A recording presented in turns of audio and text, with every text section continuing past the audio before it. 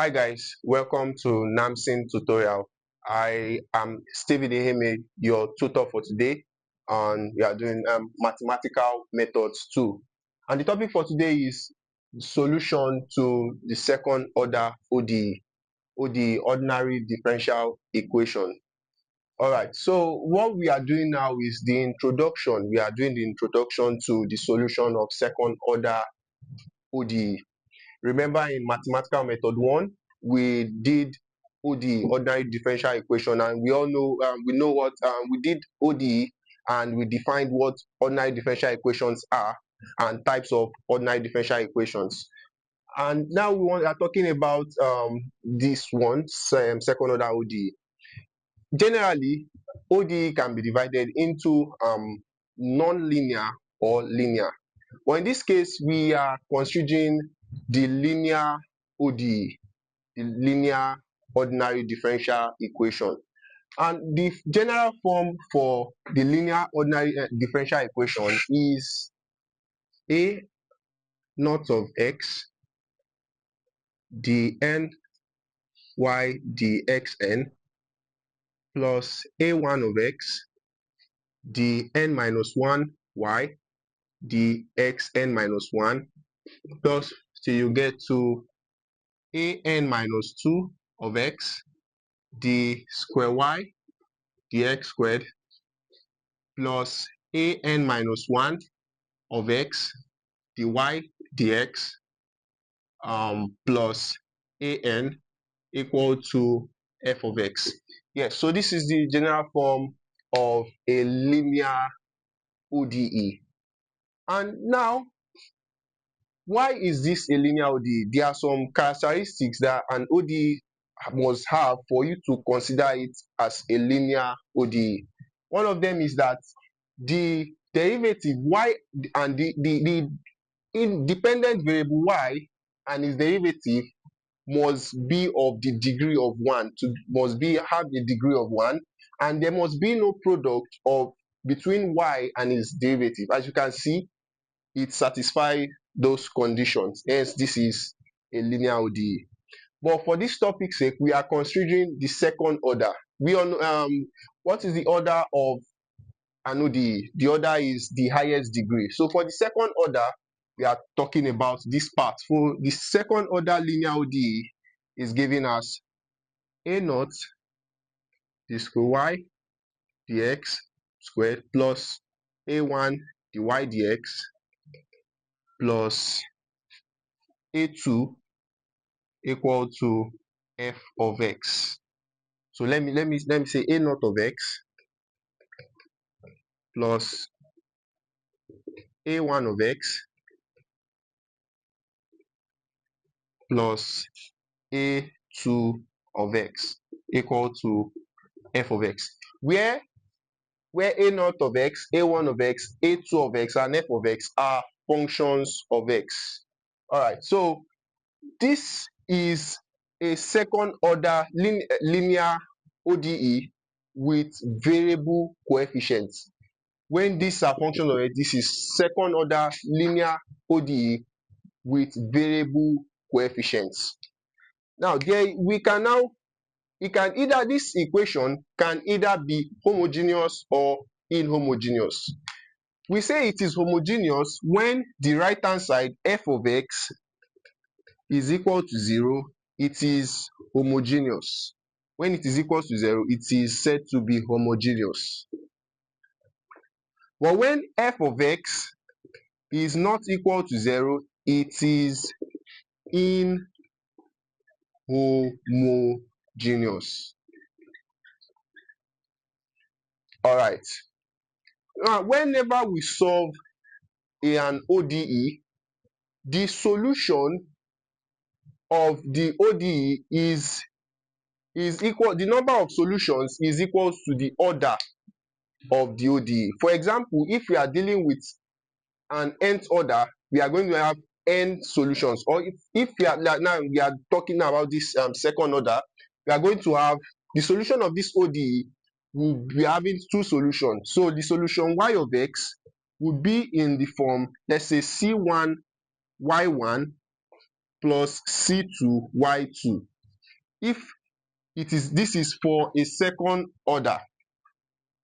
But when you have y of x equal to c1 y1 plus c2 y2 plus you get to what cn yn, this is for n order. Now the solution, the general solution to an ODE is a linear combination,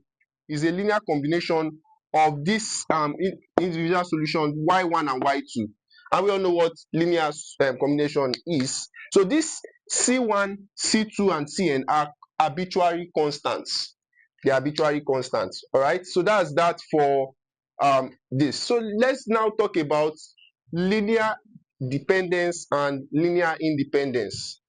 Linear independence and linear dependence. So the solution for a second order ODE is a linear combination of two linearly independent functions. So let's talk about linear dependence and linear independence. Linear dependence and linear independence. So what is linear dependence? A function y of x is said to be linearly dependent. Okay, let me talk about the linear independence. It's said to be linearly independent if there exists some constant, let's say c1, some arbitrary constant c1, c2 to cn. If there exists some arbitrary constants such that y of x is equal to c1 y1 plus c2 y2 plus you get to what cn y, okay,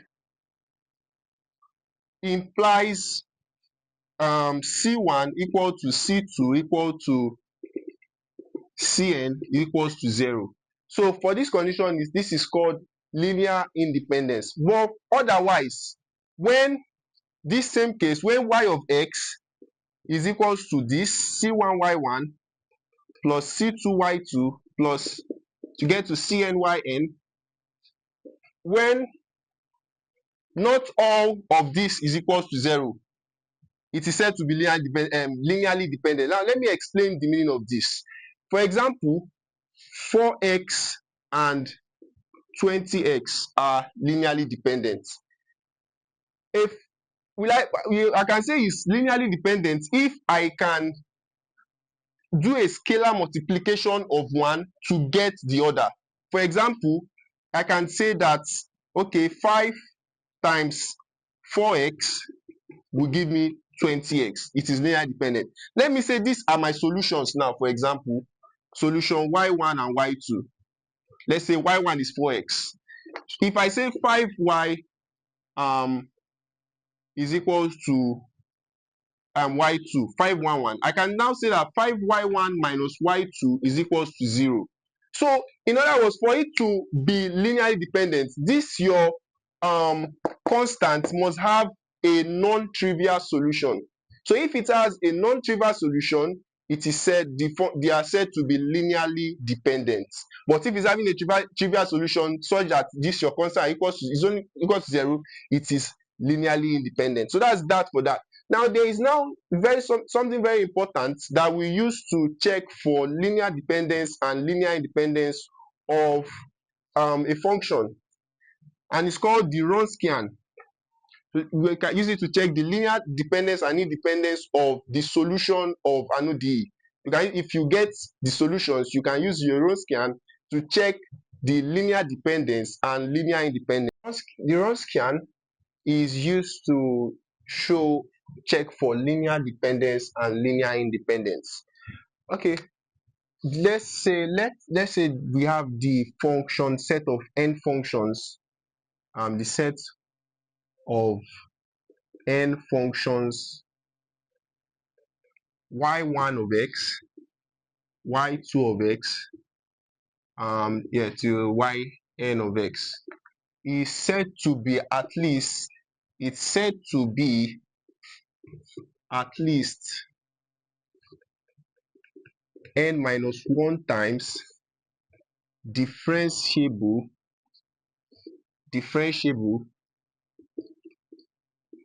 over an interval a comma b and has an n by n determinant which is said to be the Wronskian, and the Wronskian is giving us the Wronskian of the functions y1, y2 to yn is giving us the determinant of y1, y2 to yn, and next we have y prime, y1 prime, and we have y2 prime, yn prime, and we continue like that till we get to yn minus 1. Like this is the nth derivative of the function y1, and this one also continues like that, y2 n minus 1, the nth derivative, and also yn minus 1, the nth derivative. So this is the Wronskian. This is the Wronskian of these functions, y1 to yn, is the determinant of this matrix. Let me put it in simpler form. In simpler form, you know, so if I want to find the Wronskian of two functions, a set of functions, let's if we have some functions y1 to yn are said to be at least n minus 1 times differentiable if we have if I have n set of functions y1 to yn are said to be n minus 1 times differentiable over an interval, over a closed interval a comma b and has a n by n matrix which is called the Wronskian, and the Wronskian is giving us the n by n determinant. For example, this is for two functions now, a set of just two functions. That means it has at least one derivative. So the Wronskian is giving us this. This is the Wronskian, y1 of x and y2 of x. So it's the determinant of, first of all, y1 of x, y2 of x, derivative of y1 of x, and derivative of y2 of x. So what's now the determinant? The determinant now is going to be y1 of x, y prime, y2 prime of x, minus y2 of x, y1 prime of x. So if it's now for 3, let's say we have y1 of x, y2 of x, and y3 of x. So what is the Wronskian? The Wronskian is going to be the determinant of y1 of x, y2 of x, y3 of x, the first derivative of y1 of x, the first derivative of y2 of x, the first derivative of y3 of x, and now the second derivative of what y1 of x, second derivative of y2 of x, and second derivative of y3 of x. So the Wronskian is simply the determinant of this determinant, the determinant. As you can see, you find the determinant to get the Wronskian. So let's look at example, and let's talk about something. I said earlier that the Wronskian is used to show linear dependency and independency between two functions. For example, between two, let's say, two solutions of a differential equation. The Wronskian is used to show if they are linearly dependent or linearly independent. Even if we take like two or more functions of x, we can use this Wronskian to show if they are linearly dependent or linearly independent. All right, so when do we say it is linearly dependent and linearly independent? So when the Wronskian is equal to 0, let's say Wronskian of y1 and y2 is equal to 0, it is, so this two functions or this two solution of the DE is linearly dependent. So when the Wronskian is 0, it is linearly dependent. When is it now linearly independent? So when the Wronskian is not equal to 0, it is linearly independent. So that's the basic thing we need to know about Wronskian. So let's look at some examples. Let's look at some examples.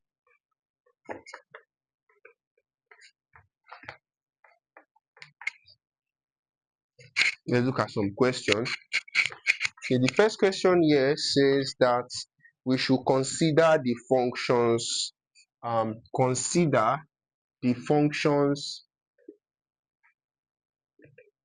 functions 1 cos x and sin x.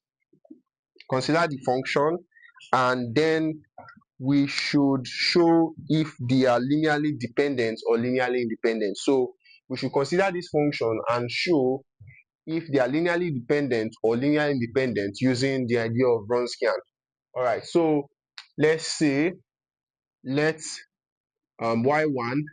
so y1 is equals to 1, y2 of x, yes, y1 of x, let's say y1 of x is equals to 1, 2 of x is equals to cos x, and 3 of x is equals to sin x.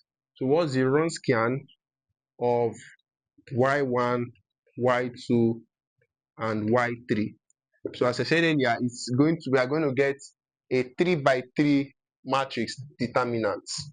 Right, so the first thing is just the zero derivative, just the function. You write it 1 cos x and sin x. So what the first derivative, the next row is the first derivative of these functions. The first derivative of 1 is 0. First derivative of cos x is minus sin x. First derivative of sin x is cos x. Then we find the what? The second derivative, and of this one is 0. The second derivative of 0 is 0. Second derivative of minus sin x is minus cos x, and second derivative of cos x is minus sin x. So is the determinant. So what is the determinant? This is a 3 by 3 matrix determinant. How do you find the determinant? We say it's going to be 1 times the minor, 1 times the minor, which is minus sine cos minus cos minus sine, 1 minus cos x times its minor, plug this one and plug this one, so that's 0 0 cos x minus sine x plus sine x. This is what I'm doing. So I'm taking this one under.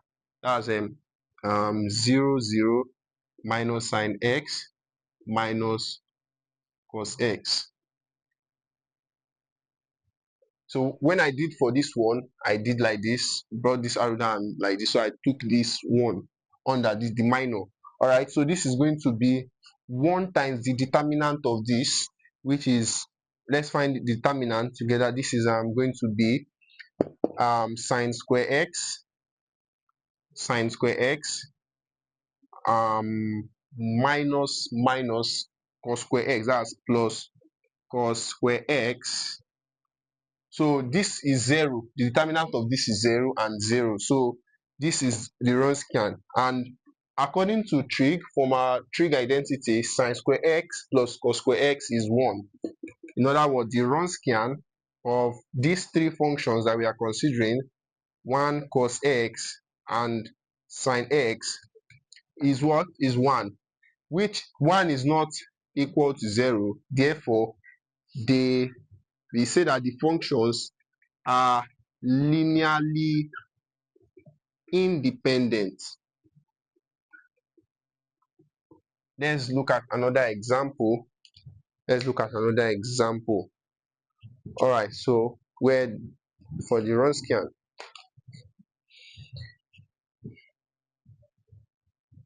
Okay, so let's say we want to find. Okay, let's look at another example.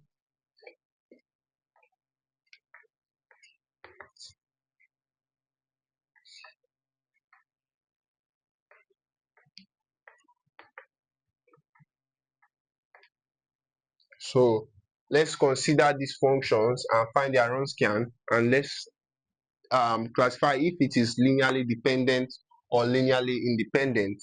So we have, let's say we have the function y1 equals to x raised power x, y2 equals to 2 e raised power x, and y3 equals to minus 5 e raised power x. So how do we find the Wronskian? The Wronskian of y1, y2, and y3 is the determinant e raised power x first, 2 e raised power x, and negative 5 e raised to power x. The first derivative of this is this. The first derivative of this is also is this same, and first derivative is, so the derivative of this, the second derivative is the same, and the derivative is of this is also the same. So to find the Wronskian is the determinant, which is e raised power x times the minor. So take this one down. That's 2 e raised power x minus 5 e raised power x, 2 e raised power x, and minus 5 e raised power x. Minus 2 e raised power x, e raised power x, e raised power x, minus 5 e raised power x, minus 5 e raised power x. Minus 5 e raised power x, e raised power x, e raised power x, 2 e raised power x, and 2 e raised to power x.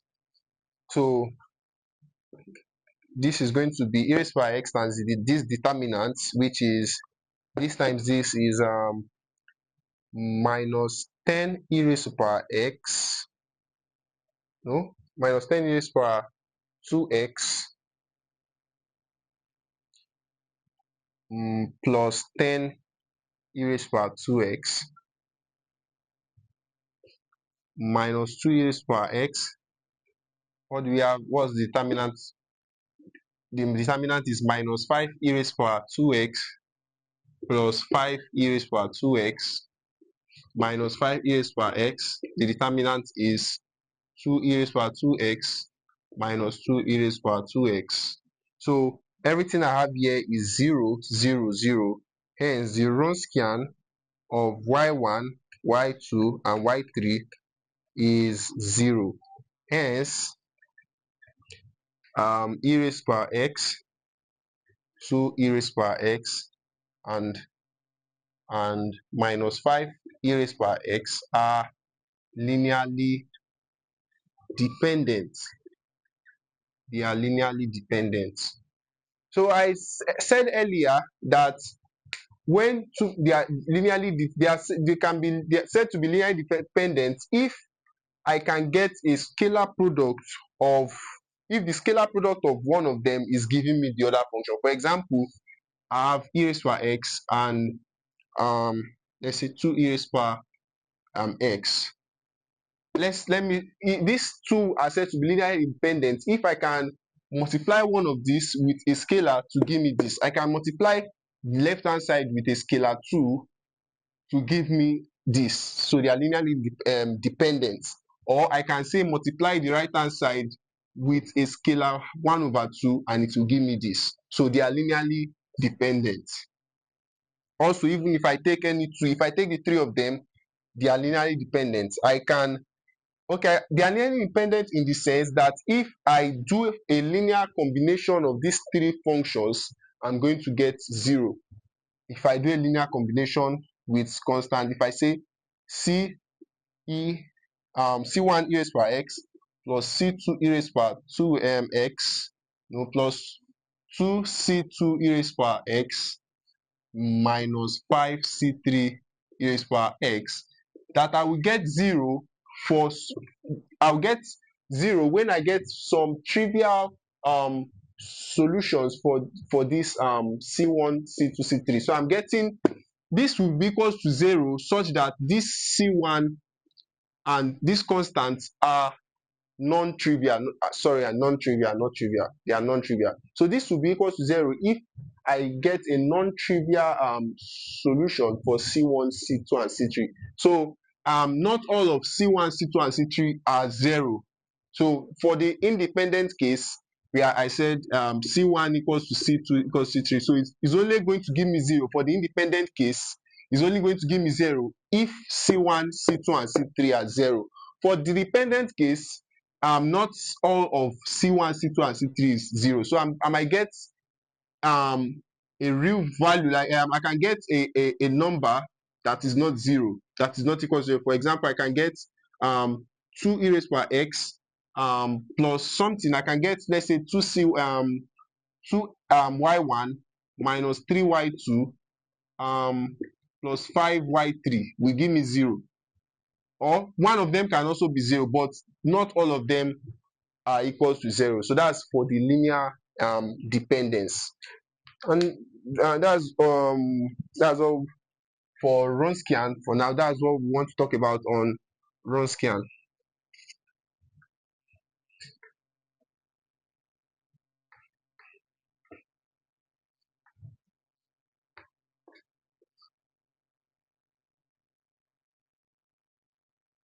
So the next is second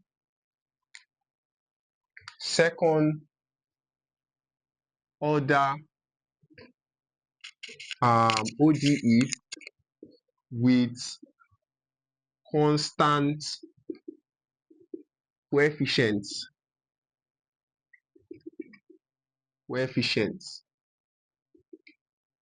Second order ODE with constant coefficients.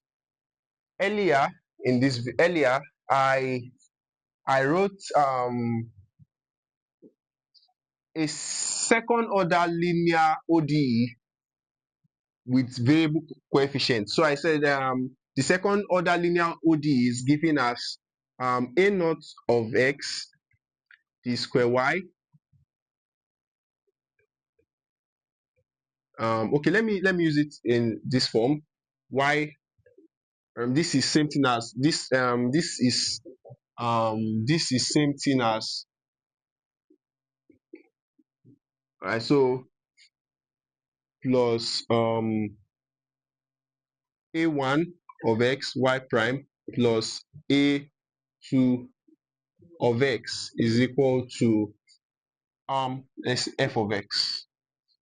Right? So this, where this a function where a1, a2, a naught, a1, a2, and f of x are functions of x, that we say that they are of, this is a second order ODE of variable coefficients.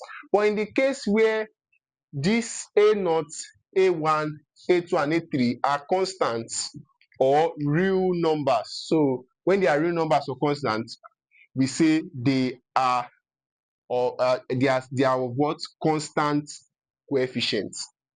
So let me call this equation 1. So, and for constant coefficients, I'm just having a naught y prime prime plus a1 y prime plus a2, yes, equal to f of x. So this is constant coefficient where a naught, a1, a2 are constants are constants or real numbers. So this is what for constant coefficients. The coefficients of derivative are constants. Coefficients. So for this one, the derivatives, the coefficient of derivatives are variables. All right. So there is something about this. There's something about this that we are considering. So we want to find the solution to a second order ODE of constant solution to second order ODE of constant coefficients. Now for this second one, or even the first one, it has a solution. This let's talk about this second one, which is of constant coefficients. It have a solution which is yc plus yp. This is the yc is called the complementary solution. Complementary solution,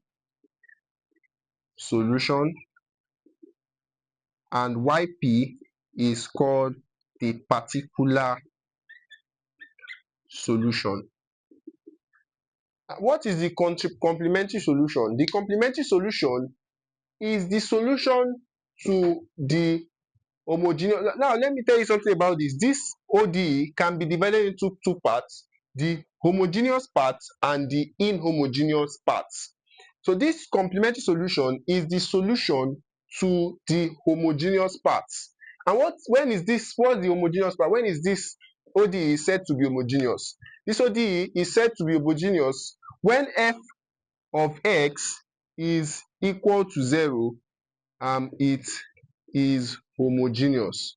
Please take note that when f of x, in this second one, now I'm focusing on this one. Let me leave this one out for now. So when f of x is equal to 0, we say this ODE is homogeneous. But otherwise, when it is otherwise, that in other words, when it is not equal to 0, it is inhomogeneous. Now the YC, the complementary solution, it's very important. This solution is very important because we can use it to get this particular solution and the general solution of this ODE. Now for the homogeneous, let's talk about the complementary solution.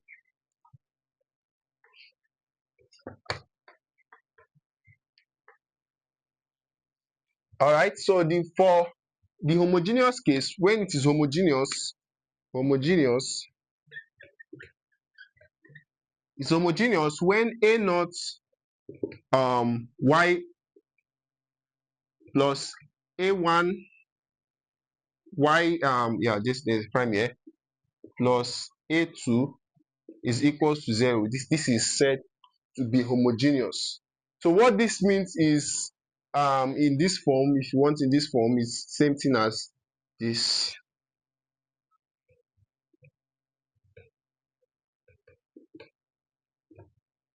All right, so it is said to be homogeneous when the right hand side is equal to 0. Now, how do we get the solution, the complementary solution, the solution to this homogeneous part of the equation? How do you get the solution? So we say let y be equal to e raised to power mx. Let y be equal to e raised to power mx. We assume that y equals to e raised to power mx is a solution. We assume. All right, so when we assume that, we get that y, the first derivative of this is going to be m e raised to power mx, and the second derivative is m squared e raised to power mx. Now we substitute this derivative into this equation. Now substituting it, we are going to have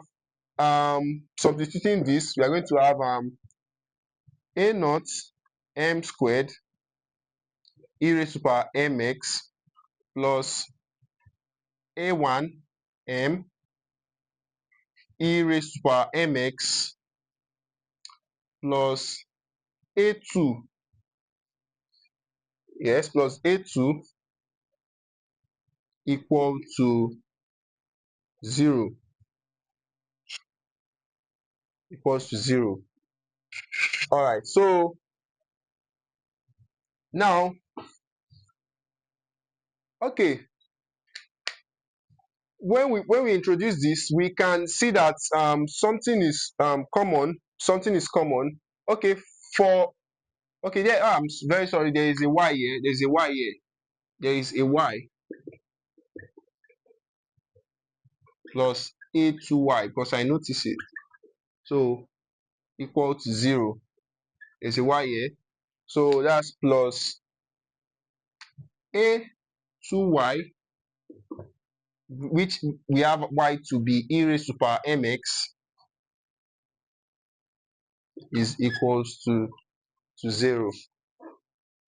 All right, so now, yes, so let's find we can see that something is common, which is e raised to power mx is common, and we are left with a naught m squared plus a1 m plus a2 equal to 0, and we say that a naught m squared plus a1 m plus a2 is equal to 0.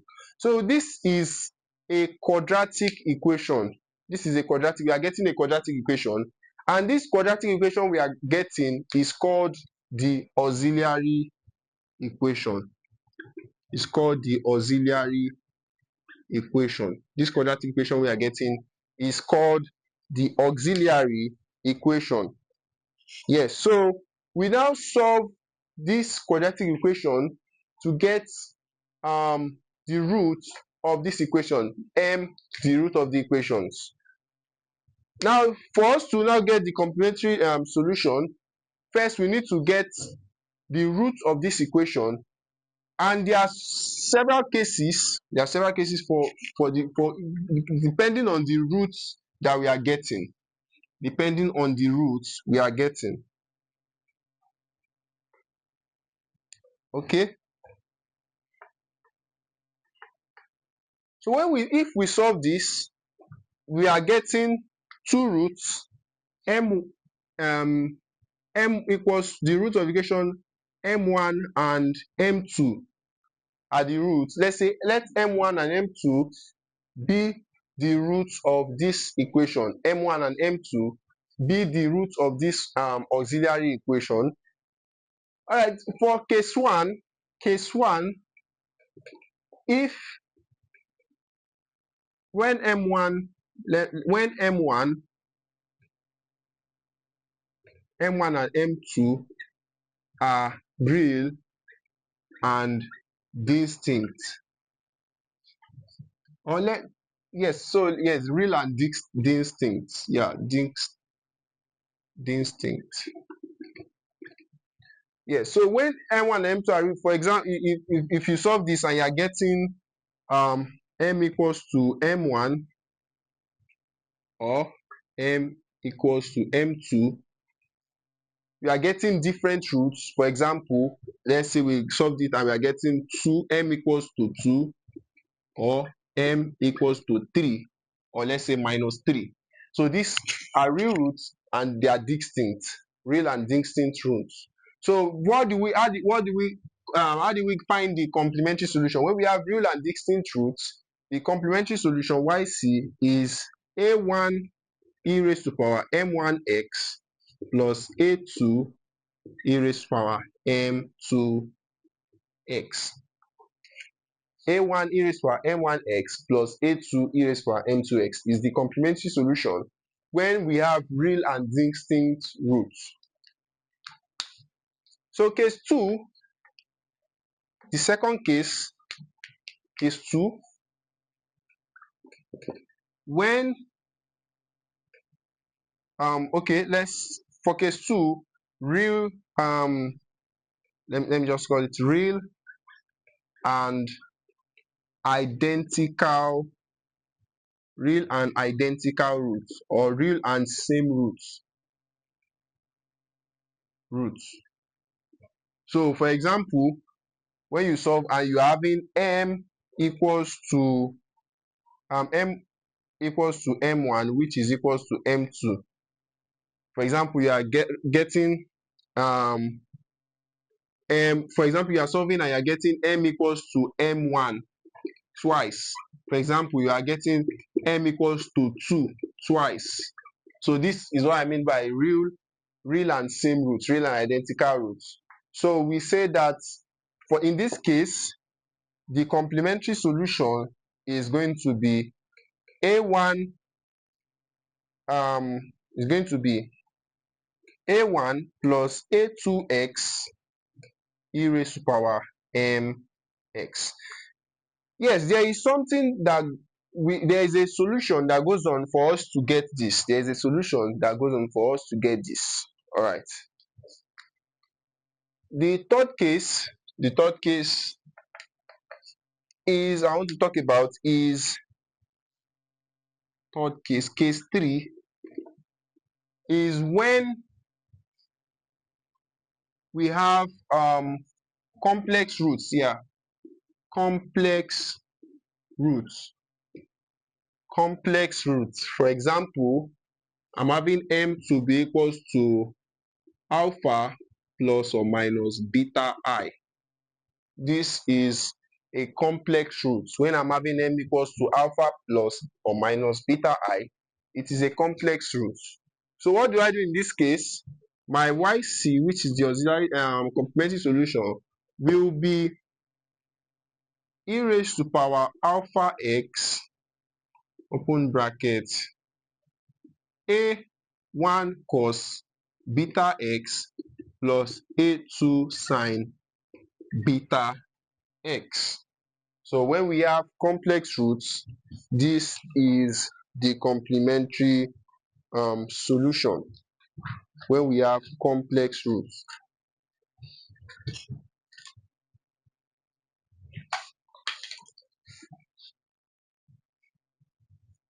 Okay, so that is that what we basically what we need for the complementary solution.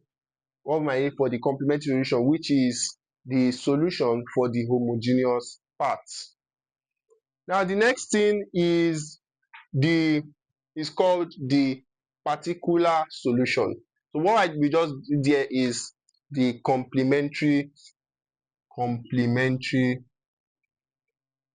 solution YC. All right, so let's look at some questions.